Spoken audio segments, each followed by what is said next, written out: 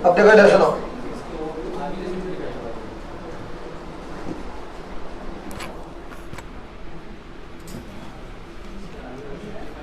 अब भाई यहां से आगे हमारे पास था क्या कि जो मायोपिया बीमारी होती है, इस बीमारी को ठीक करने का कौन सा लेंस लगेगा हमारा, कॉनकेव लेंस, ठीक। और कॉनकेव लेंस की जो फोकल लेंथ है वो क्या है हमारी, नेगेटिव होती है।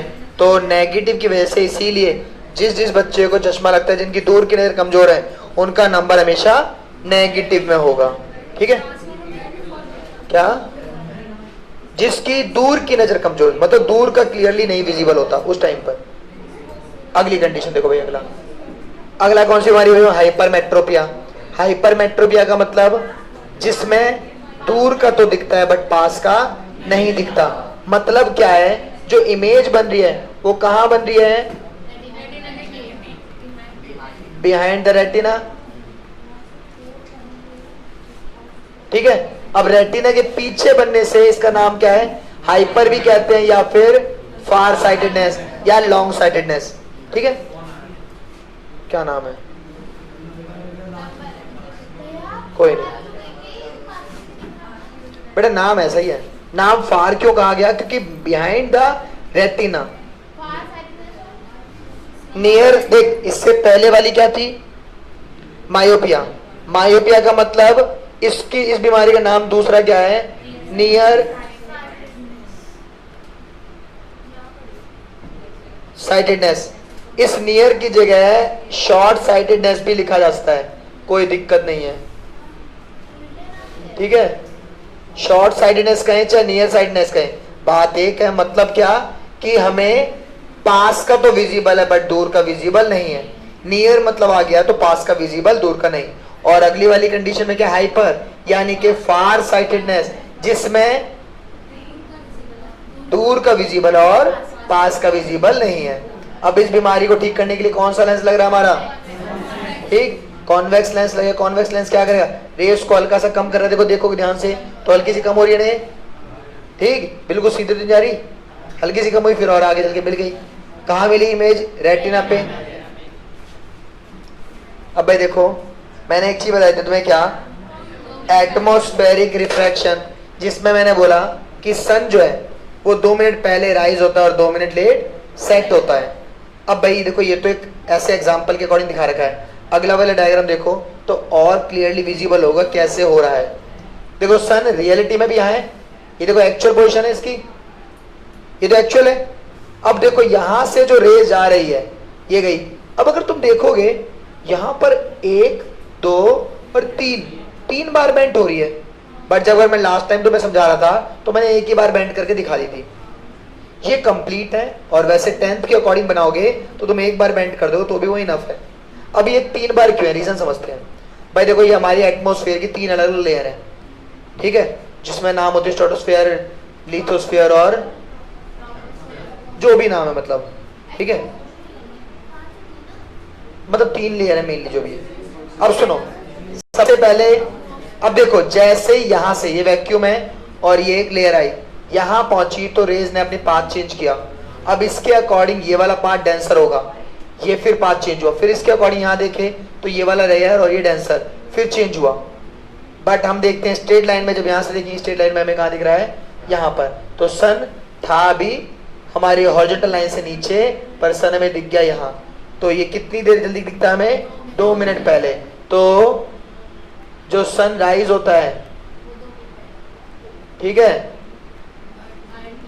मतलब जो वो टाइमिंग देता है कि इस टाइम पे होगा तो वो करेक्ट टाइमिंग होती है कि वो एक्चुअल सन इस टाइम पे होगा, नहीं वो या फिर जो हमारा ये वाला है, इसकी टाइमिंग देता है। हाँ, जिस टाइम पे दिख गया, दिखा तो हमें हमेशा ये तो कभी दिखाई नहीं। इवन जब ये यहाँ आ जाएगा हमें उस टाइम पे यहाँ वाला सन दिख रहा होगा। जो हमें दिख रहा है उसकी टाइमिंग देता है। इवन जब सन यहाँ जाएगा तो हमें यहाँ का सन दिखेगा। हम अपनी लाइफ में कभी ऐसा सन देखते हैं? जब यानी कि यहाँ सन आ गया तो हम यहाँ का सन देख रहे हैं, जब सन यहाँ आ गया तो हम यहाँ का देख रहे हैं, जब सन यहाँ तो यहाँ का। यानी कि सन को रियलिटी में हम नहीं देख रहे, उसकी इमेज को देख रहे हैं। अगर जैसे वो एस्ट्रोनॉट्स वगैरह अर्थ के बाहर जाते हैं हाँ तो उनको वहाँ से रियल सन दिखता है। हाँ, क्योंकि वहां पर वैक्यूम से वैक्यूम में देखने सब कुछ। ठीक, हाँ चलो देखो भाई, ये तो था हमारा क्या, सनराइज अर्ली और ये सब चीजें। अब भाई देखो ये रहा हमारा twinkling of star. Star twinkle क्यों करते हैं, याद करो। देखो मैंने लास्ट क्लास में बताया था, स्टार ये रहा, जब रे ऑफ लाइट जाएगी तो बेंट होकर सीधी जाएगी। ये रहा स्टार, यहाँ दिख रहा है। बार बार रे ऑफ लाइट जाएगी, स्टार हमें यहाँ दिखेगा। बार बार स्टार रे ऑफ लाइट गई, स्टार यहाँ दिखा। तो बार बार अपनी पोजीशन क्या हो रही है, एक बार ये दिखता है फिर खत्म हो गया 1 मिनट के लिए, मतलब बहुत छोटे टाइम के लिए, फिर दिखा, फिर छोटे टाइम के लिए खत्म, फिर दिखा, छोटे टाइम के लिए खत्म। तो इसी को इसी केस क्या होता है, स्टार ट्विंकल करते हैं। हाँ, सन बहुत बड़ा है इसलिए। अब एक और चीज भाई, ये तो हो गया स्टार ट्विंकलिंग के लिए, यानी कि मैंने ये तो बताया क्या चीज तुम्हें, ट्विंकलिंग ऑफ स्टार। अब अगर एक और चीज हेडिंग पढ़ोगे, star appear higher than they actually are, यानी कि इसका मतलब स्टार जो है हमें अपीयर हायर हो रहे हैं जितने वो रियलिटी में नहीं है। अब ऐसा क्या हो गया भाई, ऊंचे क्यों दिख रहे हैं। सन रियलिटी, देखो स्टार यहाँ था, हमें दिखा यहाँ, स्टार यहाँ था दिख रहा है ऊपर, तो हाइट तो बढ़ रही है ना उसकी। इसके पीछे रीजन क्या होगा,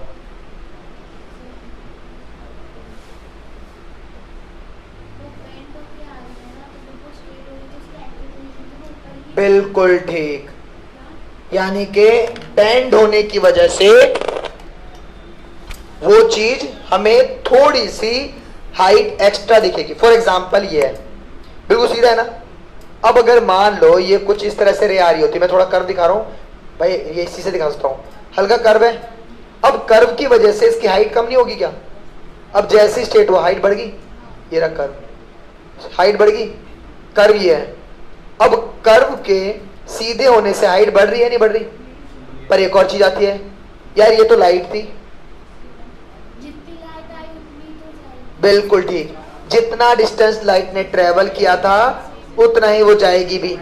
अगर मान लो एग्जाम्पल के लिए ये 1,00,000 किलोमीटर डिस्टेंस ट्रेवल करके आई, तो 1,00,000 किलोमीटर जाएगी भी। तो उस 1,00,000 किलोमीटर पहले जो पाथ करा था वो कर्व पाथ था, बाद में स्ट्रेट हो गया, तो कर्व से स्ट्रेट होने पे वो अपनी हाइट को इंक्रीज कर लेगा। इसमें अभी डाउट है तो बोलो, पक्का बता दूंगा, रुक जाओ। क्या, हाँ चलो भाई, अब देखो एक और चीज, हाँ ये जो रिफ्रैक्टिव इंडेक्स की बात करें, ये चीज हमने पढ़ी थी जब हमने रिफ्रैक्शन ऑफ लाइट पढ़ा था। तो याद कराता हूं तुम्हें, रिफ्रैक्टिव इंडेक्स क्या था, speed of light in medium 1 upon speed of light, याद आया कुछ कुछ, इन मीडियम 2, इसे रिफ्रैक्टिव इंडेक्स कहते थे। ठीक, और एक और था रिफ्रैक्टिव इंडेक्स का एक फॉर्मूला, याद करो, sine i upon sine r, ये भी रिफ्रैक्टिव इंडेक्स था। तो ये दोनों ही क्या थे, हमारे फॉर्मूले थे, कब पढ़े थे हमने, रिफ्रैक्शन ऑफ लाइट में। अब सनराइज या सनसेट, एक चीज, जो सनराइज होता है, सनराइज के टाइम पर जो कलर है वो रेड या रेडिश कलर होता है सन का, सेम होता है सनसेट पे। अब ऐसा क्या होता है कि सनराइज या सनसेट के टाइम पे उसका जो कलर है वो रेड है। अब देखो भाई बेटा, यहां ध्यान दे लो थोड़ी देर, समझ नहीं आ रहा तो फिर देखो भी तो, समझ आ रहा है तो। अब देखो भाई, ये हमारा सन है, यहां से जो लाइट जाएगी व्हाइट लाइट, व्हाइट लाइट में कितने कलर होते हैं, 7, यानी कि विबग्योर। अब एक और चीज ध्यान सुनना भाई, जो रेड कलर होता है इसकी फ्रीक्वेंसी सबसे ज्यादा हाई होती है। हाई फ्रीक्वेंसी, जिसकी फ्रीक्वेंसी जितनी ज्यादा हाई वो उतने ज्यादा डिस्टेंस को ट्रेवल कर सकती है, और जिसकी फ्रीक्वेंसी जितनी कम उतना ही कम डिस्टेंस ट्रेवल करेगी। तो रेड कलर की फ्रीक्वेंसी सबसे ज्यादा हाई और ब्लू की सबसे कम। अब देखो ब्लू कलर तुम्हें दिख रहा होगा, ये यहीं तक पहुंचा और यहीं से पाथ चेंज हो गया। बेटा सुनो, मैं बता रहा हूं, सुनो, यहां जो दिखा रहे हैं वो पूरे 7 कलर को नहीं दिखा रहे, इन्होंने क्या करा, इन्होंने एक रेड लाइट ले ली और रेड के ऊपर भी विबग्योर पैटर्न मान लिया एक तरह से मान लो, और इधर भी, बस ये कर रहे हैं। हमें समझना है कलर जो जा रहे हैं उन कलर्स को। तो जो ये ब्लू के पार्ट हैं, जितने ब्लू के हैं, इनकी वेवलेंथ होगी कम, फ्रीक्वेंसी कम, फ्रीक्वेंसी कम, तो ये यहीं बेंट होके यहीं स्कैटर्ड हो जाएंगे, यहीं बिखर जाएंगे। ये हमारे आंख तक तो पहुंच नहीं, हम तो यहाँ देख रहे हैं। फिर देखते हैं भाई ये ग्रीन वाला, ये भी यहीं पे बिखर गया, ये भी आगे तक नहीं ट्रैवल करा। भाई ये ऑरेंज और ये येलो, ये करीब करीब पास पहुंचे ज्यादा। जितने ज्यादा पास पहुंचेंगे तो उसी की वजह से जो कलर दिखेगा वो रेड का ही तो कॉम्बिनेशन में दिखता है हमें। ऐसे दिखता है कि ये तो नहीं प्योरली रेड है या प्योरली ऑरेंज है, प्योरली येलो है, ऐसा तो नहीं है, सबका कॉम्बिनेशन है। वो इनकी वजह से, क्यों? क्योंकि इसकी फ्रीक्वेंसी सबसे ज्यादा हाई और इसकी थोड़ी कम, इसकी थोड़ी और कम, तो इसी की फ्रीक्वेंसी की वजह से यही कलर में ज्यादा विजिबल होते हैं। और इसी वजह से रेड कलर को डेंजर के लिए भी यूज किया जाता है, क्योंकि रेड कलर की फ्रीक्वेंसी सबसे ज्यादा हाई होती है। यहां तक कोई डाउट? बोलो। अभी वहां पहुंचूंगा, अभी रेड पे डाउट होता हूँ। सनराइज और सनसेट में डाउट तो बताओ क्या? बेटा वो तो ना ऐसी एक डायग्राम बना के दिखा रहे हैं समझाने के लिए। बेटा वो तो होता क्या, हर जगह से हर एक रे विबग्योर के पैटर्न में निकलती, एक रे जाती व्हाइट लाइट, वो बिखरती तो 7 कलर में बिखरती। वो एक समझाने के लिए डायग्राम की फॉर्म में दिखा रहे हैं कि ये कलर है, कैसे बिखर रहे हैं और कौन आगे जा रहा है, बस। और बोलो भाई, कोई डाउट नहीं किसी को?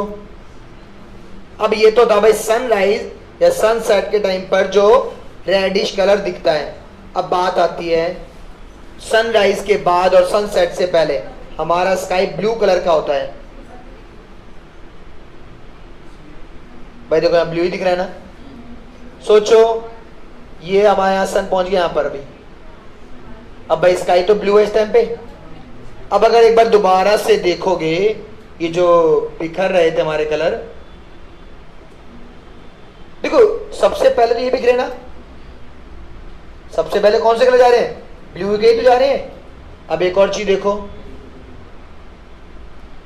ये कंडीशन देखें, जब मॉर्निंग की और सनसेट की बात करें तो सन जो है ना हमसे सबसे ज्यादा दूरी पर है। सन मैक्सिमम दूरी पर होता है सनराइज और सनसेट के टाइम पर, और सन के जो सबसे कम दूरी होती है वो इस टाइम पे होती है भाई, ठीक दोपहर में जब सन यहाँ पर आ गया, 12 बजे आए, 1 बजे आए, 2 बजे आए, जब भी आएगा वो यहाँ होगा उस टाइम पे।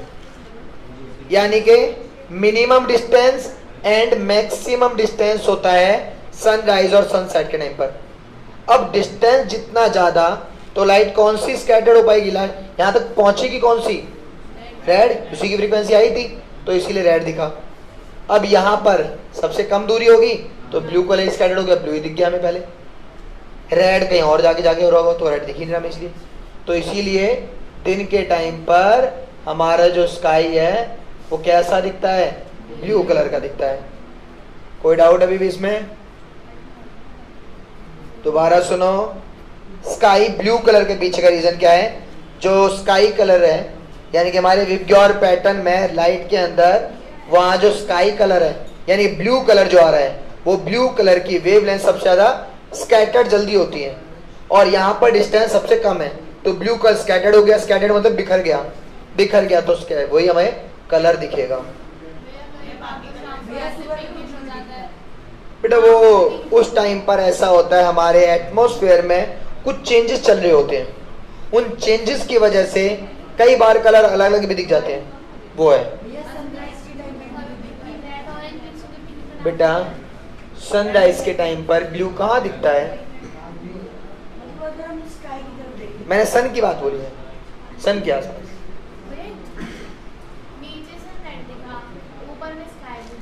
तो देख बेटा एक चीज सुनो, रुको रुको वहां पहुंचूंगा मैं।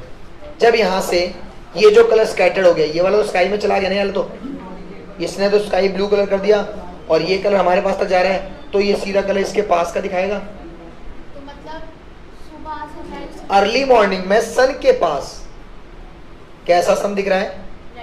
रेडिश, क्योंकि वो ब्लू कलर स्कैटर्ड हो गया और ब्लू कलर हमारे एटमॉस्फेयर में चला गया। ठीक, हाँ तेरे को गुलाबी दिखेंगे, संतरे दिखेंगे, तेरी मर्जी का कलर दिखेंगे। तू ताली बजाएगा दूसरा कलर, तूने तो दोबारा ताली बजाई फिर एक और कलर चेंज, है ना। वो आती है ना आज का एलईडी लाइट, बटन दबाया कलर चेंज, फिर बटन दबाया कलर चेंज। हाँ वही तो, सन तो हमारे घर का है, सूरज चाचू तो बोलते हैं घर की तो हो गए। बेटा एक चीज, सन दोपहर में कभी ऑरेंज नहीं दिखता।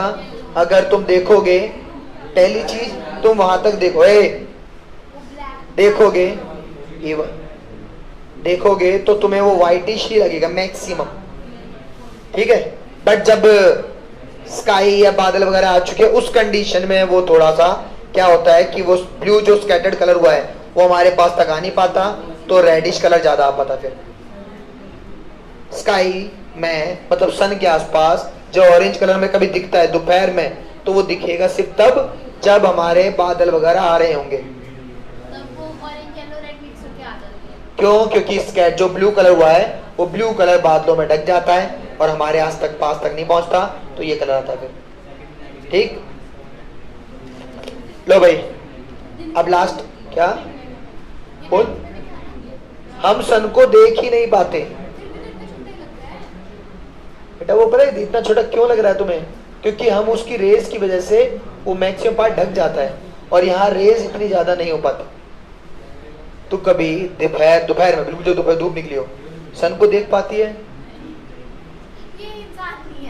बेटा अगर देख लेती तो पक्का फिर जल्दी आंखें डोनेट कर अपनी, मुझे दे दे 2-4 दिन के लिए, मैं भी देखना चाहता हूँ। बेटा हमें सन दिखता है। एक चीज सुन, वहां देख प्रोजेक्टर की स्लाइड को देख।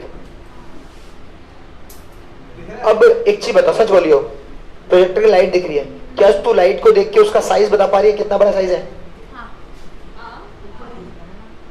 बेटा मैं नीचे से ऊपर से मुझे नहीं पता, अगर एक काम कर यहाँ पर आ, मुझे यहाँ से बिल्कुल एंगल दिख रहा है तो मुझे से वो लाइट दिख रही है और कुछ नहीं दिख रहा। वहां देख, इधर आ, क्या पता वहां से लग रहा हो, मुझे नहीं पता। अब सोच सेम चीज है, सन जब ठीक हम सन को देख रहे हैं वो इस तरीके से दिखेगा, और जब तुम यहां से देख रहे हो तो मुझे प्रॉपरली सही बोलूं तो अगर मैं बताऊं तो उसका जो प्रोजेक्टर का मुंह है इतना बड़ा है, वो मुझे इतना सा दिख पा रहा है क्योंकि रेस की वजह से रेस बिखर गई है, रेस हमें आगे तक विजिबल नहीं होने दे रही। सिमिलरली होता है जब दोपहर के टाइम पे सन है, सन की रेस हमें सन तक पहुंचने नहीं देती कि सन कितना बड़ा है, कैसा है, क्या दिख रहा है। ठीक, अब तुम यूं देखोगे, हाँ यहां से पूरा दिख रहा है भाई, ठीक है। अब भाई देखो टिंडल इफेक्ट, अब एक इस इफेक्ट का सबसे बढ़िया तरीका यहाँ पे दिख ही रहा है। प्रोजेक्टर की लाइट देखो, उसमें डस्ट पार्टिकल दिख रहे हैं। जब कभी बीम ऑफ लाइट किसी भी जगह से ट्रेवल करती है और उस जगह पे डस्ट पार्टिकल या ऐसे छोटे पार्टिकल, कोलाइडल पार्टिकल कहते हैं इन्हें, ये पार्टिकल दिखते हैं, तो इन्हीं चीज इस इफेक्ट को हम क्या कहते हैं? बस दोबारा बताऊं, कभी दोपहर में खिड़की में से किसी जगह से लाइट आ रही हो तो वहां भी डस्ट पार्टिकल दिखते हैं। इवन कभी ऐसा क्या हो, कार में बाइक पे बैठते हैं रात के टाइम पे और धूल उड़ रही हो तो डस्ट के पार्टिकल उसमें दिखते हैं आराम से। तो जो ये चीज तो डस्ट पार्टिकल हम उस टाइम पे दिख रहे हैं, उस सॉल्यूशन के उस कंडीशन में, उस इफेक्ट का नाम टिंडल इफेक्ट होता है। हाँ ठीक है, ये मैं डेफिनेशन लिखवा दूंगा अभी। लो भाई चैप्टर फिनिश। अच्छा एक और चीज, हाँ आज खत्म होना था, चैप्टर हो गया तुम। अब मेरी बात सुनो, मिराज पता है किसी को? मिराज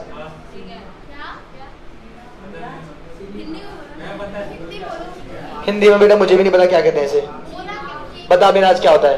वो चीज जो हमें दिखती है लेकिन वो उस जगह पे होती नहीं है। फिर ठीक है, बिल्कुल ठीक है। अब सुनो, रेगिस्तान में पानी फील होता है। इवन कभी दोपहर में तुम रोड पे जाओगे तो रोड पे भी ऐसा लगता है कि पानी है आगे। कभी ऐसा देखा है किसी ने? लंबे हाईवे, कभी तुम दूर गए नहीं ना, तो दोपहर में जाओ, तो दोपहर में जाओगे अगर आगे बैठे हो ड्राइवर सीट के पास तो तुम्हें दूर ऐसा दिखेगा कि पानी पानी है रोड पर। अब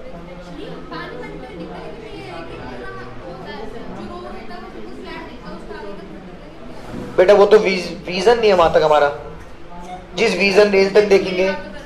फॉर एग्जाम्पल मैं बोलूँ इस गेट से आगे मुझे नहीं दिख रहा, वो विजन रेंज नहीं रही हमारी, वो कर्व जा रही है, रोड इस तरह से हो रही है, कैसे भी हो रही है, उस कर्व वजह से विजन खत्म हो गया हमारा। बट अगर इन फ्यूचर में कभी तुम जाओ ऐसे रोड पर दोपहर के टाइम पर, तो तुम्हें जब आगे की तरफ देखोगे तो तुम्हें ऐसा लगेगा कि आगे पानी है। सिमिलरली रेगिस्तान में भी ऐसा फील होता है, तो उसे मिराज कहते हैं।